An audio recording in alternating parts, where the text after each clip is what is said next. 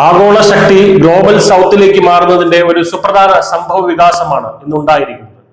Global south എന്നത് വികസ്വര രാജ്യങ്ങളുടെ, കൂടുതലും Asia, Africa, Latin America, Caribbean, Middle ഈസ്റ്റിന്റെയും ചില ഭാഗങ്ങളിൽ സ്ഥിതി ചെയ്യുന്ന രാജ്യങ്ങളെ സൂചിപ്പിക്കാൻ ഉപയോഗിക്കുന്ന ഒരു പദമാണ്. ഈ രാജ്യങ്ങൾ സാമ്പത്തികപരവും രാഷ്ട്രീയപരവും ചരിത്രപരവുമായ സമാന അനുഭവങ്ങൾ പങ്കുവയ്ക്കുന്ന രാജ്യങ്ങളാണ്. ഇപ്പോഴത്തെ ബ്രിക്സിലെ ഒരു മുഴുവൻ അംഗമാകാൻ ഇന്ത്യയുടെ പിന്തുണ തേടി തായ്ലൻഡ് ഔദ്യോഗികമായി അപേക്ഷിച്ചിരിക്കുകയാണ്.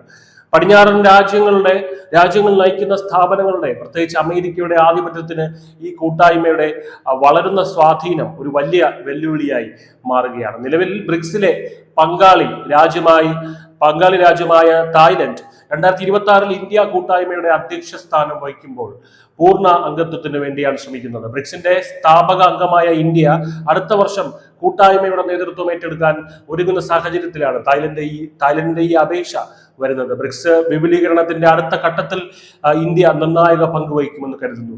Asia, Africa, Latin America, middle east എന്നിവിടങ്ങളിൽ നിന്നുള്ള 20-ലധികം രാജ്യങ്ങളാണ് ഇതിനോടകം ബ്രിക്സിൽ ചേരാൻ താല്പര്യം പ്രകടിപ്പിച്ചിട്ടുള്ളത്. തായ്ലൻഡിനെ സംബന്ധിച്ചിടത്തോളം ഈ നീക്കം ആഴത്തിലുള്ള സാമ്പത്തിക സഹകരണം, വ്യാപാരം, മെച്ചപ്പെട്ട കണക്ടിവിറ്റി, ആഗോള വിഷയങ്ങളിലുള്ള ഒരു ഉറച്ച ശബ്ദം എന്നിവ ഉറപ്പു നൽകുന്നു. തായ്ലൻഡിന്റെ പ്രവേശനത്തെ പിന്തുണയ്ക്കുന്നത് വഴി ഇന്ത്യക്ക് വിശ്വസ്തമായ ഒരു ബന്ധം കൂടുതൽ ശക്തിപ്പെടുത്താൻ സാധിക്കുന്നു. പ്രധാനമന്ത്രി നരേന്ദ്രമോദിയുടെ ഈ വർഷത്തെ സന്ദർശനം ഇന്ത്യ തായ്ലൻഡ് ബന്ധത്തെ തന്ത്രപരമായ ഒരു പങ്കാളിത്തം എന്ന നിലയിലേക്ക് ഉയർത്തിയിരുന്നു. ഈ കഴിഞ്ഞ നവംബർ 29 മുതൽ ഡിസംബർ 2 വരെ തായ്ലൻഡ് വിദേശകാര്യമന്ത്രി സിഹാസക് ഹുവാങ്കിറ്റ്യോ ഇന്ത്യ സന്ദർശിച്ചിരുന്നു. ഈ സന്ദർശന വേളയിലാണ് തായ്ലൻഡ് തങ്ങളുടെ ബ്രിക്സ് അംഗത്വത്തിനുള്ള അപേക്ഷ ഔദ്യോഗികമായി ഇന്ത്യക്ക് മുന്നിൽ വെച്ചത്. ബ്രിക്സ് കൂട്ടായ്മ പാശ്ചാത്യ രാജ്യങ്ങൾ മുമ്പ് തള്ളിക്കളഞ്ഞിരുന്നുവെങ്കിലും നിലവിലിത് അമേരിക്കൻ സ്വാധീനത്തിന് ശക്തമായ ഒരു ഭൗമരാഷ്ട്രീയ പ്രതിരോധമായി അതിവേഗം വളരുകയാണ്. ഇന്ത്യ, ചൈന, റഷ്യ തുടങ്ങിയ പ്രധാന ശക്തികൾക്കൊപ്പം ഊർജ ഭീമന്മാരും വളർന്നു വരുന്ന സമ്പദ് വ്യവസ്ഥകളും ഇന്ന് ബ്രിക്സിൽ അണിനിരക്കുകയാണ്.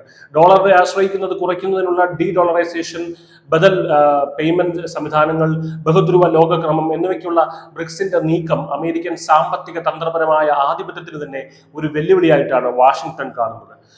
പടിഞ്ഞാറൻ സമ്മർദ്ദങ്ങളിൽ നിന്ന് സ്വയം ഭരണം നേടാനും ഗ്ലോബൽ സൗത്ത് ഐക്യദാർഢ്യം നിലനിർത്താനും വികസ്വര രാജ്യങ്ങൾക്ക് യഥാർത്ഥ സ്വാധീനം ചെലുത്താൻ കഴിയുന്ന ഒരു വേദി ലഭിക്കാനുമാണ് കൂടുതൽ രാജ്യങ്ങൾ ഈ ഒരു കൂട്ടായ്മയിലേക്ക് ചേരാൻ താല്പര്യപ്പെടുന്നത്. 2026 ഇന്ത്യയുടെ നേതൃത്വത്തിൽ ബ്രിക്സ് ഉച്ചകോടി നടക്കുമ്പോൾ ഈ കൂട്ടായ്മ ആഗോള രാഷ്ട്രീയത്തെ പുനർരൂപീകരിക്കുമെന്ന ശക്തമായ ഒരു സഖ്യമായി മാറിയേക്കാം. ശക്തമായ ഇന്ത്യ തായ്ലൻഡ് ബന്ധത്തിന്റെ പിന്തുണയോടെയുള്ള തായ്ലൻഡിന്റെ അപേക്ഷ വളർന്നു വരുന്ന സമ്പദ് വ്യവസ്ഥകൾക്ക് ബ്രിക്സ് എങ്ങനെയാണ് ഏറ്റവും ഇഷ്ടപ്പെട്ട ഒരു വേദിയായി മാറുന്നു എന്നതിന്റെ സൂചനയാണ് നൽകുന്നത്.